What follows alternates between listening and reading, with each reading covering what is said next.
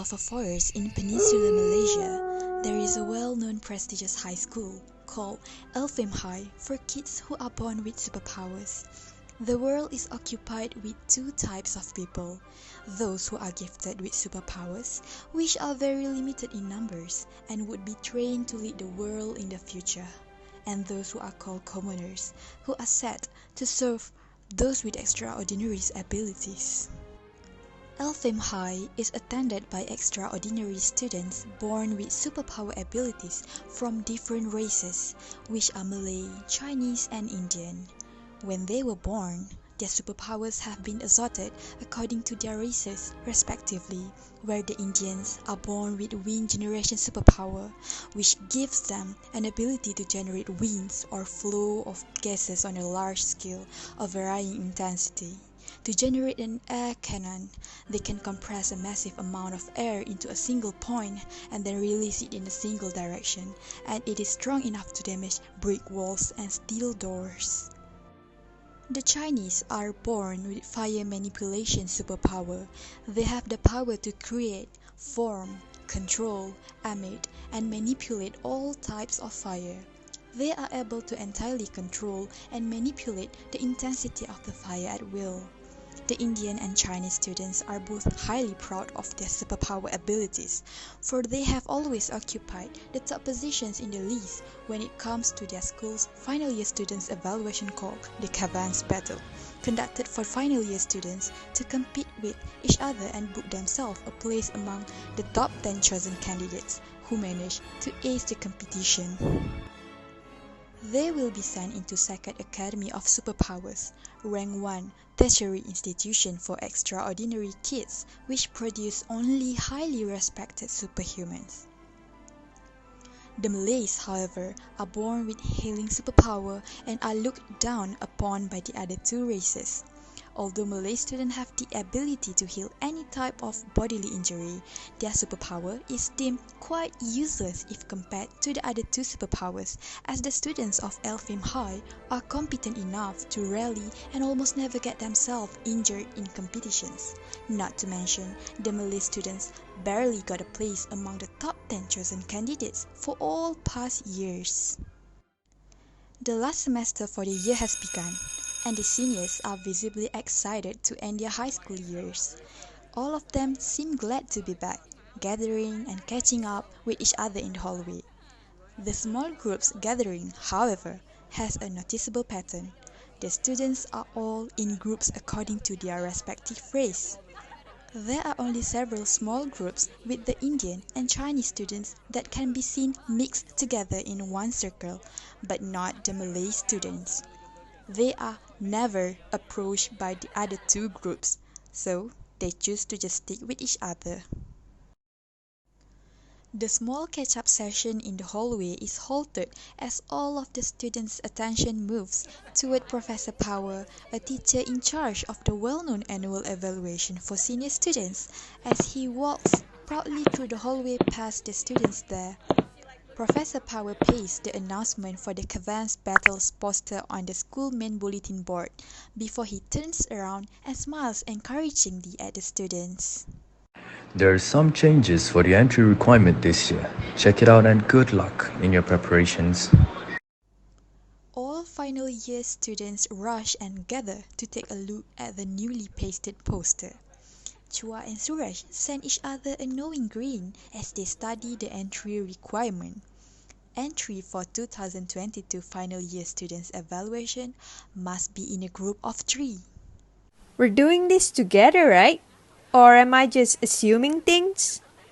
I don't know, Chua. Maybe sometimes I should ditch my best friend and find someone else? Throughout the first week, all final year students are busy finding their own teammates in order to fulfill the compulsory main requirement, and they need to register their team members by the end of the week. The majority of the final year students have already managed to form their own groups, and mostly according to their races. Meanwhile, Chua and Suresh still cannot find a person who is interested in filling the last spot in their team.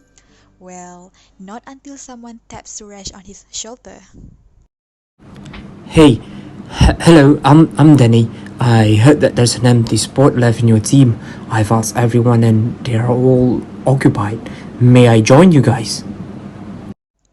It is a great offer, as their team needs one more teammate to register their entry. However, Chua and Suresh are somehow contemplating to accept Dani into their team. They think that Dani, or the Malay students' healing superpower in general, is useless. The two best friends are excellent students. They will not hurt themselves easily. Considering their situation as a whole, they decide to inform Dani of the final words later. Running out of time as the week has come to an end, and they do not have any other choice. They accept Dani to be their teammate. Dani thankfully smiles at Chua and Suresh. I'll do my best and be the help that you guys need. You can hold on to my words. The three start to spend time together more in order to build a strong teamwork, which is a very necessary preparation before the evaluation. All of them will actually be graded individually, but after all they will need to move and work in a team in accordance with the new requirement. A good teamwork will give you extra marks. It is not even a surprise that the three of them always receive judging glances and mocking giggles from the other teams. The Kavans Battle is getting near, and final year students can be seen practicing their superpower in their own respective team during their free periods. Chua practices on her fireballs generating power and heat temperature adjustment. Suresh works on his wind speed controlling power, but Dani just sits there and watches. Or at least that's what Chua and Suresh thought. After the practicing sessions, Dani never forgets to praise their hard work and skills and apologize for not being able to share any contributions on his part. Whoa! They look so cool practicing their own superpower. I'm getting quite bored here. The evaluation battle day has finally come. All final year students are as confident as ever. As we have discussed, Chua will lead the team. We will follow her, okay? Dani, just stay on guard and look out for incoming attacks from the opponent teams, in case we aren't aware. I think that's the best help you can contribute to this team. Suresh voices out before the battle starts. As Dani nods, they hear the rough ringing sound of the big bell, marking the evaluation battle has now started. The game has started. Two teams will compete with each other to protect their territory. Suresh and Chua are guarding the two front rows, while Dani is assigned to guard the last fort.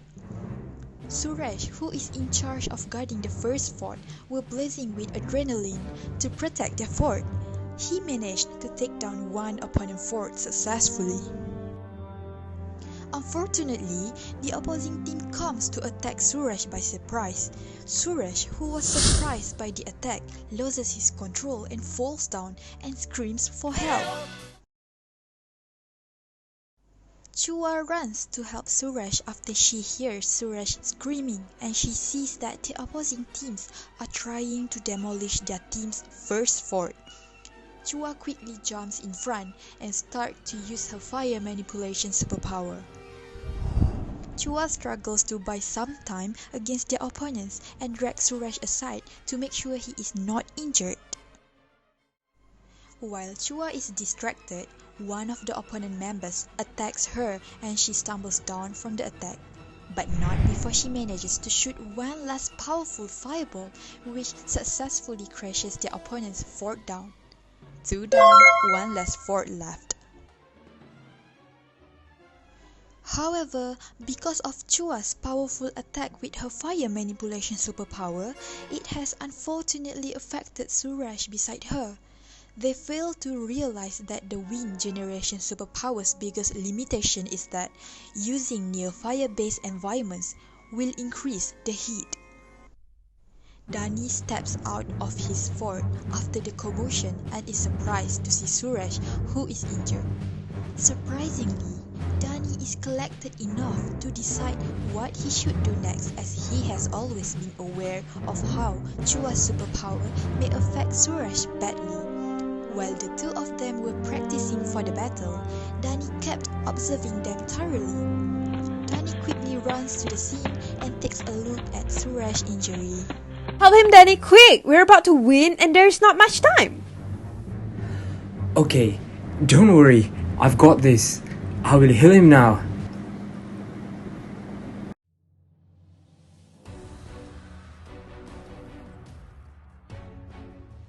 Dani starts to heal, and amazingly, Suresh's superpower is boosted through the healing process.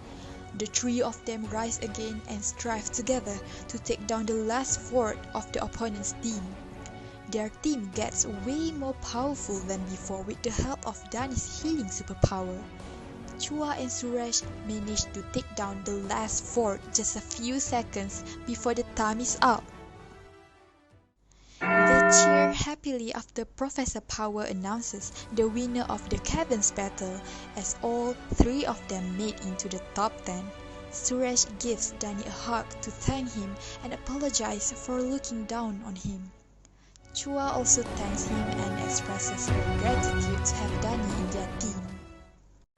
Please forgive me, Dani. I really shouldn't have thought lowly of you. Not towards you, not towards anyone at all. I really hope that we can be good friends from now on. Me too, Dani. I sincerely apologize. We are all special in different ways. And shame on me that I didn't realize it sooner. You're so cool, Dani. It's fine, guys. Thank you for apologizing. Let's get to know each other more after this.